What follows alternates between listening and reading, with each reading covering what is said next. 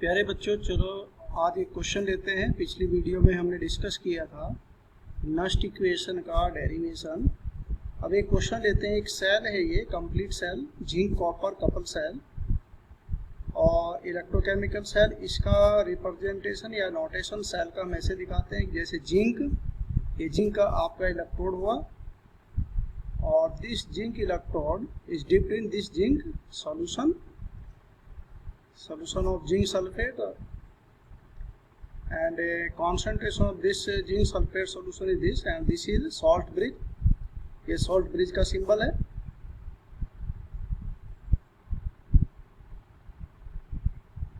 ये फिर copper sulphate का सॉल्यूशन, एक्वस सॉल्यूशन, इसकी कॉन्सेंट्रेशन दिया है 0.1 m और एक कॉपर, ये एक सेल दिया है। तो इसके बारे में आपसे क्वेश्चन पूछे जा सकते हैं कि find electrode potential of this cell or EMF of cell. Find EMF of cell. EMF of the cell.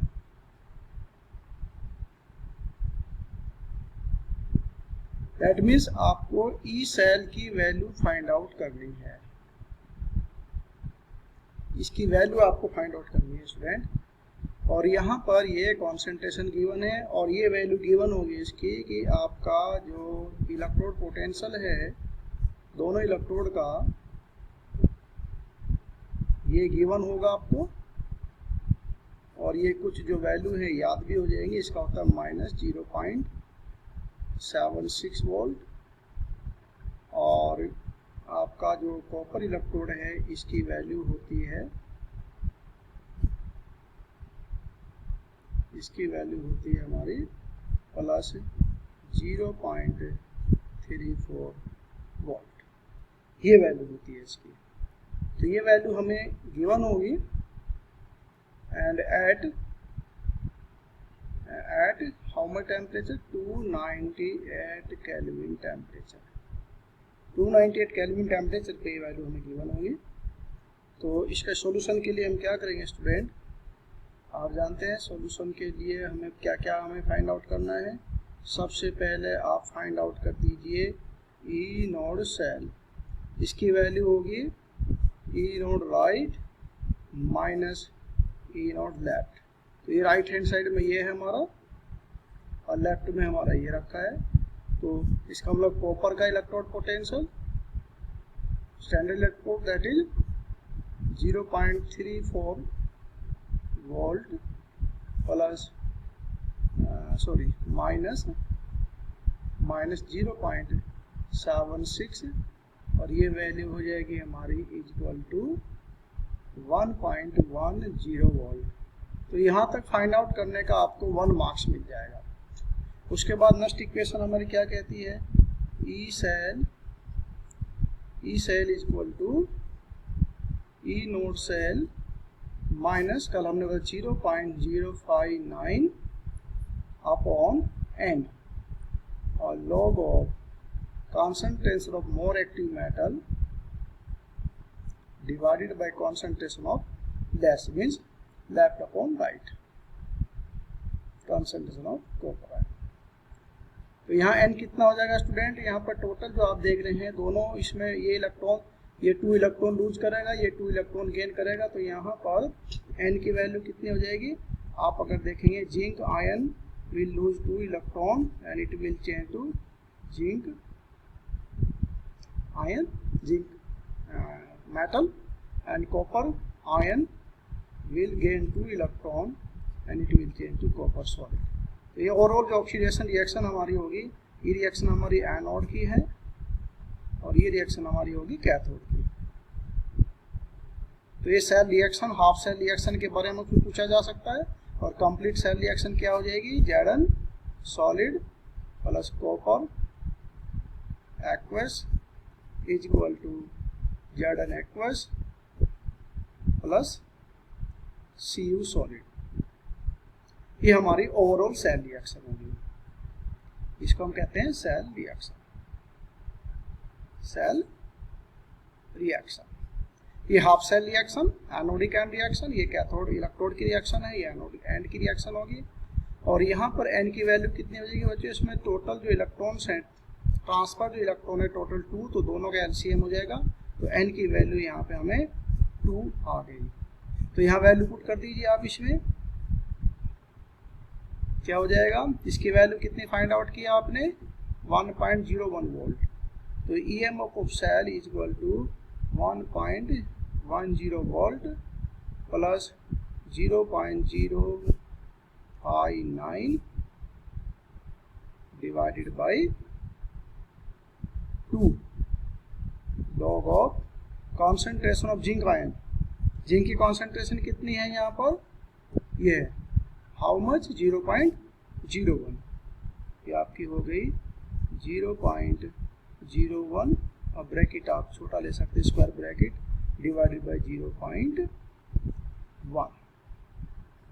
तो ये आ जाएगा, सॉरी ये आपका प्लस की जगह ये है हमारा, ये यहाँ माइनस होगा, ये माइनस हो गया यहाँ पर,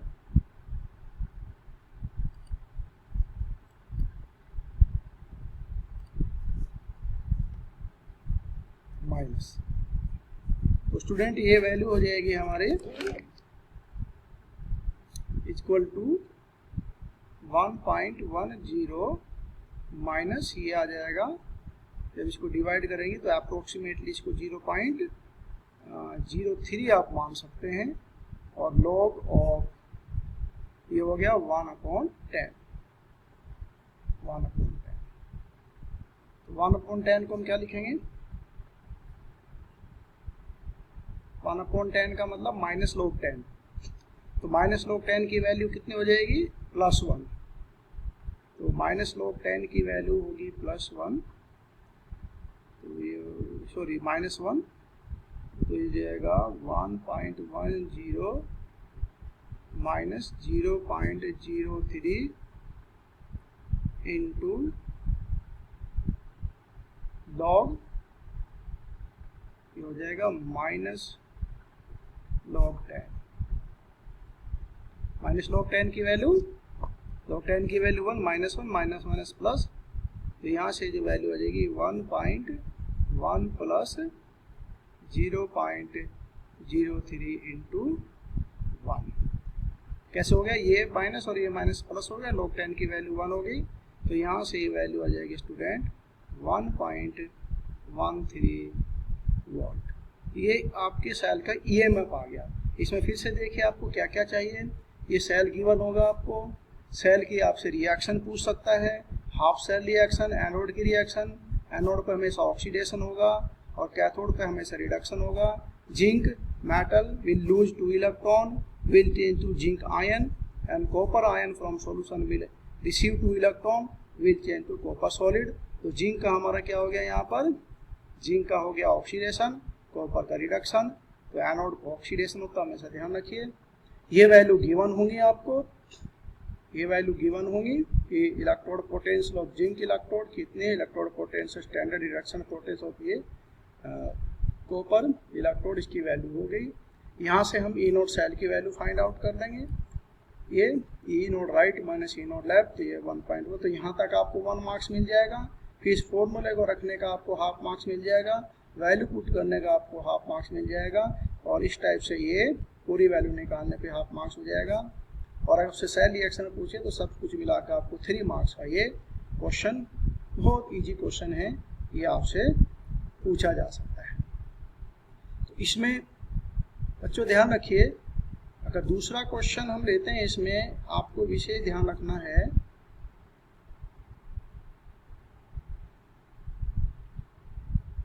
जो यहाँ पर हम दूसरा क्वेश्चन लेते हैं, यहाँ पर ये क्वेश्चन है, आप देख रहे हैं कॉपर सिल्वर कपल सेल, तो जिसमें कॉपर और सिल्वर का वो लिया कॉम्बिनेशन। तो यहाँ पर it is at 298 Kelvin temperature, at 298 Kelvin temperature find out its EMF of cell। Cell का आपको EMF फाइंड आउट करना है। तो सेल के EMF को फाइंड आउट करने के लिए आप क्या करेंगे, इसके लिए वही आपको नेक्स्ट इक्वेशन यूज करनी होगी, और गिवन होगा यहाँ पर आपको कॉपर इलेक्ट्रोड का जो पोटेंशियल है कॉपर इलेक्ट्रोड का जो पोटेंशियल है, रिडक्शन पोटेंशियल, ये होता है हमारा 0.34 वोल्ट।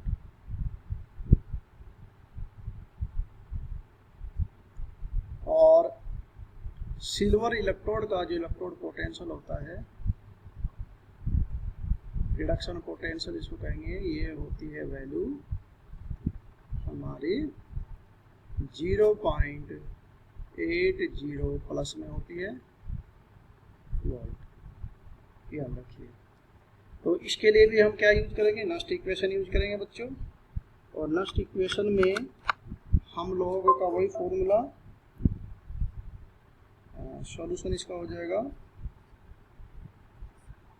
सॉल्यूशन में आपका क्या हो जाएगा, E cell is equal to E naught cell minus 0.059 upon N log of more active concentration of more active ion. तो यहाँ पर आपका राइट में कौन रखा है, लेफ्ट में कौन रखा है, तो जो लेफ्ट में रखा है वो कॉपर हो गया। तो copper is more active, concentration of copper divided by concentration of silver. एक यहाँ पर आपको विशेष ध्यान रखना बच्चों, यहाँ पर बच्चे गलती कर देते हैं कि इन दोनों का जो चार्ज है वो इक्वल होना चाहिए। तो यहाँ चार्ज कितना हुआ, +2 है, तो यहाँ चार्ज +1 है, तो इसमें +2 करने के लिए यहाँ पर इसका स्क्वायर कर देंगे। ये विशेष ध्यान रखिए। ये क्यों है, क्योंकि ये इक्विलिब्रियम कांस्टेंट, जब आप रिएक्शन को लिखेंगे, सेल रिएक्शन क्या हो जाएगी हमारी, हम अगर सेल रिएक्शन को लिखेंगे, मैं यहाँ बता देता हूँ, इसको क्लियर कर देता हूँ। सेल रिएक्शन क्या होगी हमारी, सेल रिएक्शन होगी copper will lose 2 electron change to copper ion and silver ion will gain electron change to silver solid. तो यहाँ जब दोनों रिएक्शन को हम ऐड करेंगे, तो यहाँ पर 1 इलेक्ट्रॉन, यहाँ 2 इलेक्ट्रॉन, तो इसमें पूरे में आप दोनों को 2 से मल्टीप्लाई कर देंगे, तो हमारी इलेक्ट्रॉन कैंसिल हो जाएंगे। तो रिएक्शन हमारी हो जाएगी copper solid plus twice of silver aqueous is equal to copper aqueous, copper ion plus silver solid, ये हो गया ट्वाइस ऑफ दिस। तो जब आप इसके लिए Kc की वैल्यू निकालेंगे, इक्विलिब्रियम कांस्टेंट की वैल्यू निकालेंगे टर्म्स ऑफ कॉन्सेंट्रेशन, तो यहाँ पर क्या लेंगे, concentration of product, concentration of product aqueous multiply by concentration of silver solid divided by concentration of copper solid into concentration of silver ion. और यहाँ पर कितना है 2, तो ये इसमें पावर में चले जाएगा, ये पावर में चले जाएगा। ये क्या है बच्चों, ये सॉलिड है, ये सॉलिड है, तो you know concentration of solid you consider to be 1। तो इस तरह से जो Kc है हमारा यहाँ पर हो जाएगा, ऐसे भी आप फाइंड आउट कर सकते हैं, कॉन्सेंट्रेशन ऑफ कॉपर आयन, ये ब्रैकेट लगाना हमें, और divided by concentration of silver ion और इसका होल स्क्वायर। अगर आपने यहाँ पर होल स्क्वायर लिखना भूल गए तो पूरा का पूरा क्वेश्चन गलत हो जाएगा, आपको कोई भी मार्क्स अलॉट नहीं होंगे, बिकॉज आपने तो नस्ट इक्वेशन ही ठीक ठाक नहीं, you could not write Nernst equation in correct way. If you will write Nernst equation in correct way then you can get half marks. So what is n here, n कितना हो जाएगा, what is the value of n here, तो n कितना हुआ, इसमें कितने electron हो रहे हैं 2, तो 2 इलेक्ट्रॉन का ट्रांसफर हुआ, तो एन की वैल्यू यहाँ पर 2 हो गई। ई नोड सेल की वैल्यू क्या हो जाएगी, आप यहाँ पर ई नोड सेल की वैल्यू फाइंड आउट करिए। ई नोड सेल हो जाएगा हमारा ई नोड राइट माइनस ई नोड लेफ्ट, ई नोड राइट माइनस ई नोड लेफ्ट। तो राइट में क्या हुआ आपका सिल्वर, तो 0.80 माइनस 0.34, तो यहाँ से जब ये दोनों को माइनस कर लेंगे आप, तो ये आ जाएगा आपका 0.46 वोल्ट। देखिए प्लस आया वैल्यू, ई नोड सेल की value always it should be positive. अगर ये पॉजिटिव नहीं होगा तो फिर क्या होगा, तो सेल विल नॉट वर्क। तो ये वैल्यू यहाँ पुट कर देंगे हम, तो यहाँ से ये वैल्यू यहाँ पुट कर दीजिए। तो इस टाइप से आप नेक्स्ट इक्वेशन में ये क्वेश्चन फाइंड आउट कर सकते हैं।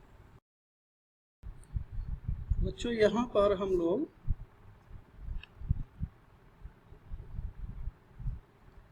इसमें जो इनोड साइड की वैल्यू हम इस टाइप से फाइंड आउट कर लेंगे। सेल इक्वेशन आप ऐसे लिख सकते हैं, और ये केसी आप अगर यहाँ कहीं कंफ्यूज हो जाए तो आप ऐसे इसको कर सकते हैं कि ये जो वैल्यू है इट इज इक्वल टू केसी। अभी आगे बताएंगे आपको। तो यहाँ पर ये वैल्यू हम पुट कर देंगे, और इस न्यूमेरिकल को फिर आगे कैसे सिंप्लीफाई करेंगे। अभी सिंपल न्यूमेरिकल आपके लिए हो गया। आप इनोड सेल की वैल्यू पुट कर दीजिए, एन की वैल्यू हमारे पास 2 आ गई है, और जो क्वेश्चंस में जो कॉन्सेंट्रेशन गिवन है वहाँ से आप ये कॉन्सेंट्रेशन दे दीजिए, और ये आप इसमें कर सकते हैं।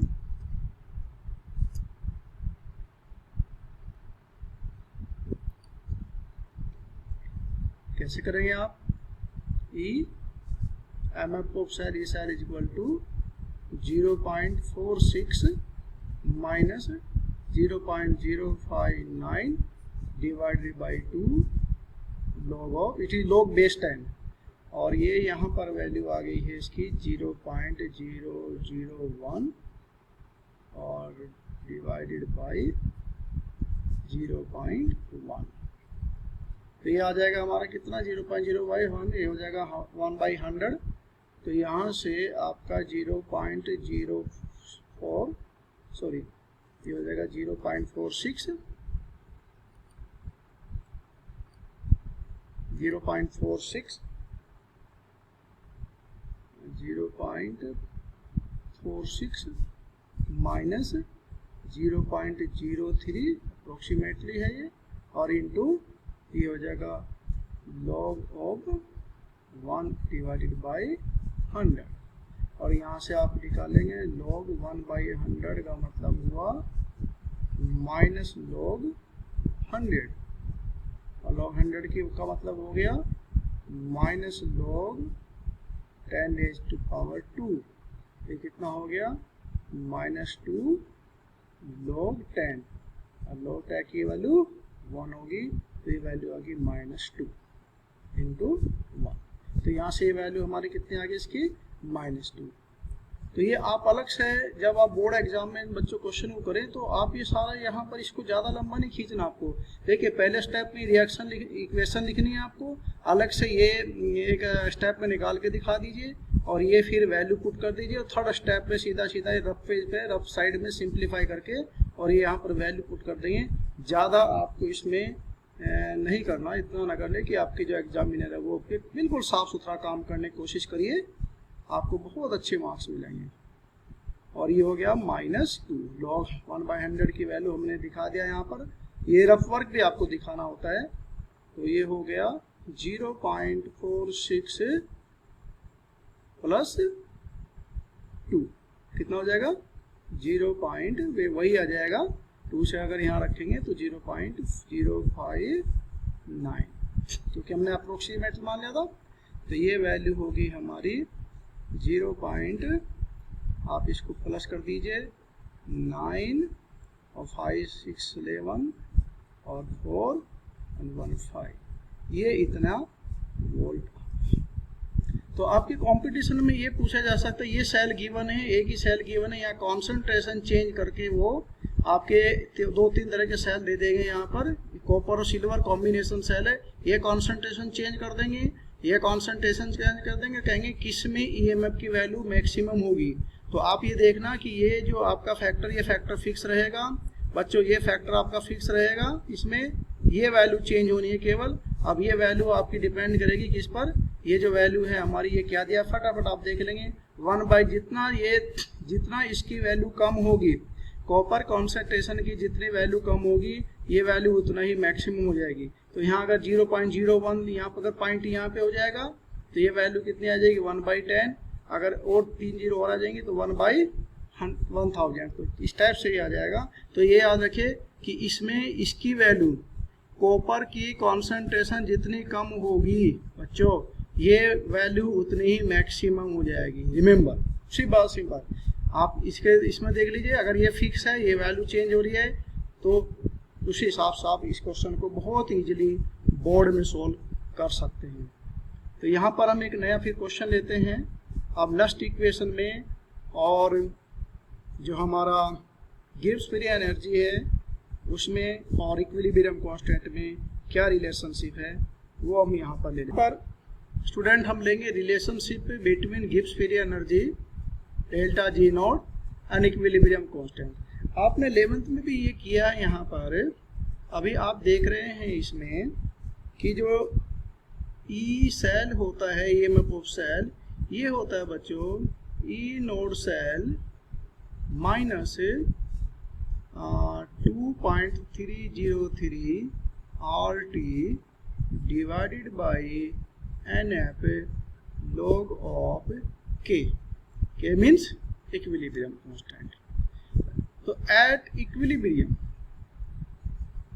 ये QC ले लेते हैं हम यहाँ पर, QC reaction constant. At equilibrium condition remember EMF of cell is always zero. Equilibrium condition में सेल का जो EMF है वो जीरो होता है, और इस वैल्यू को जब हम जीरो कर देंगे और QC हो जाएगा, QC जो है ये हो जाएगा KC या K, है ना, इन टर्म्स ऑफ कॉन्सेंट्रेशन। तो ये जीरो हो गया बच्चों, और ये हो जाएगा E naught cell minus 2.303 RT divided by NF log of KC। तो यहाँ से ई नोड सेल की वैल्यू आ गई कितनी, 2.303 RT upon NF log of KC। एक ये फॉर्मूला आपको मिल गया। और हम जानते हैं, we know that 11th class में आपने पढ़ा है delta G naught equal to होता है minus NF E naught cell. देखिए अगर बच्चों ये भी क्वेश्चन पूछा जाएगा ई नोड सेल की वैल्यू पॉजिटिव है तो डेल्टा जी की वैल्यू निगेटिव होगी, या डेल्टा जी की वैल्यू निगेटिव होगी, तो आपको मालूम है चेंज जो प्रोसेस है that is spontaneous, reaction is spontaneous, reaction will takes place, cell will function. तो ये सारी चीज़ें से जुड़ी हुई हैं। आपसे पूछा जाएगा कि ई नोड सेल की वैल्यू गिवन होगी और explain that whether cell is functional और नॉट, और it is whether cell reaction is possible, सब पूछा जाएगा। तो किस बेस पर आप एक्सप्लेन करेंगे, तो डेल्टा जी के बेस पर जो आपने क्राइटेरिया ऑफ स्पॉन्टेनिटी था लास्ट ईयर, आपने क्राइटेरिया ऑफ स्पॉन्टेनिटी पढ़ा है इक्विलिब्रियम वाले चैप्टर, उसमें जो आपका थर्मोडायनेमिक्स वाला टॉपिक है उसमें, कि डेल्टा जी की वैल्यू जो माइनस होगी तब वो स्पॉन्टेनियस होगा। जो हमारा जो प्रोसेस है, जो चेंज है, जो रिएक्शन ऑफ स्पॉन्टेनियस होगी, mean that will take place. तो स्टूडेंट यहाँ से फिर अगर वैल्यू पुट कर देंगे आप, ऊपर से ई नोड सेल की वैल्यू आप यहाँ से ले आइए, ये जो वैल्यू है ई नोड सेल की वैल्यू, आप ये वैल्यू पुट कर दीजिए यहाँ से, तो ये हो जाएगा हमारा minus NF into 2.303 RT divided by NF log of KC। KC is equilibrium constant. तो NF से NF कैंसिल हो जाएगा और ये बन जाएगा डेल्टा जी, जो आपका हो जाएगा delta G naught equal to क्या हो जाएगा 2.303 RT डिवाइड कुछ नहीं है log of KC, equilibrium constant. और ये वैल्यू अगर हटा देंगे तो इसके बिना क्या होता है, ये होता है delta G naught equal to RT, और ये माइनस होगा, this is minus negative, minus RT ln KC। तो ln जो है log बेस E होता है और ये log बेस 10 होता है। अगर ln को आप जानते हैं, ln को log बेस 10 में चेंज करते हैं तो बच्चों 2.303 का एक फैक्टर मल्टीप्लाई करते हैं। तो ये हमें एक नया जो फॉर्मूला मिल गया हमें यहाँ पर, क्या कि आपसे अगर ये पूछेगा, जैसे पिछले वाले क्वेश्चन में अगर हम जाते हैं यहाँ पर, इस क्वेश्चन में अगर हम जाते हैं बच्चों यहाँ पर, तो इसमें आप फाइंड आउट करिए डेल्टा जी नोड।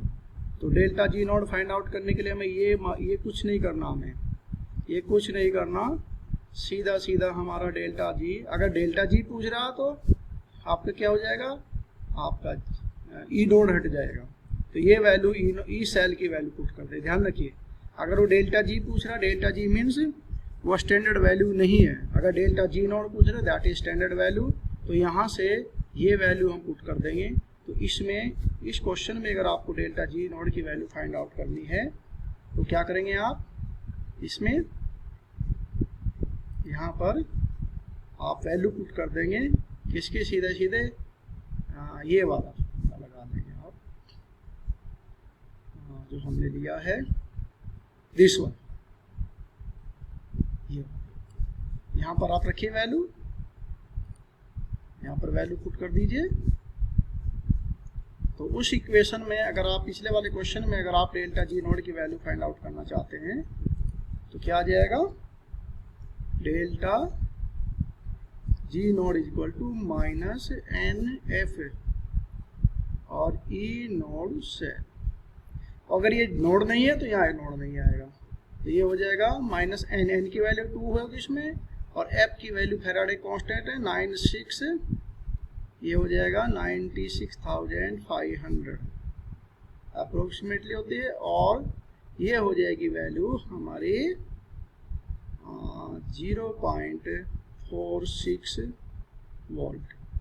तो ये पूरी वैल्यू जो है डेल्टा जी की जूल में आ जाएगी, क्योंकि ये आपका हो जाएगा कूलाम और ये जूल पर कूलाम होता है। मतलब ये आपका अगर यूनिट भी आप देखिए क्या आ जाएगी, ये नंबर होगी, इसकी कोई यूनिट नहीं होती, 96,500 कूलाम, ठीक है, और इनटू 0.46 वोल्ट। तो वोल्ट क्या होती है, V क्या होता है, V आप सपोज भूल गए वोल्ट का, V इक्वल टू होता है वर्क डन अपॉन चार्ज, आप फिजिक्स में पढ़ लिया होगा। तो क्या हो गया, जूल पर कूलम, इसकी यूनिट क्या हो जाएगी, जूल, वर्क की क्या यूनिट हो जाएगी यहाँ पर, जूल, और इसकी यूनिट क्या होगी, कूलम, तो जूल पर कूलम। तो कूलम से कूलम कैंसिल हो जाएगा। तो इस तरह से हमारा जो वैल्यू है ये आ जाएगी आपके इसमें 96,500 को 0.46 से मल्टीप्लाई कर देंगे, इंटू 0.46। अगर ये 0.5 होता, लगभग 1/2 होता, तो 0.46 है, तो आप इसको मल्टीप्लाई कर देंगे, लगभग जो वैल्यू है हमारी वो आ जाएगी 000, और हम इसको 190 मान लेते हैं अगर, और 3 इसको मल्टीप्लाई कर लेते हैं,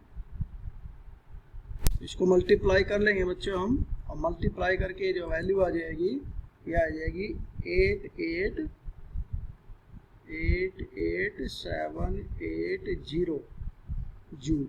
तो ये हमारा गिब्स फ्री एनर्जी की स्टैंडर्ड वैल्यू आ गई, यहाँ से ये स्टैंडर्ड वैल्यू आ गई गिब्स फ्री एनर्जी की।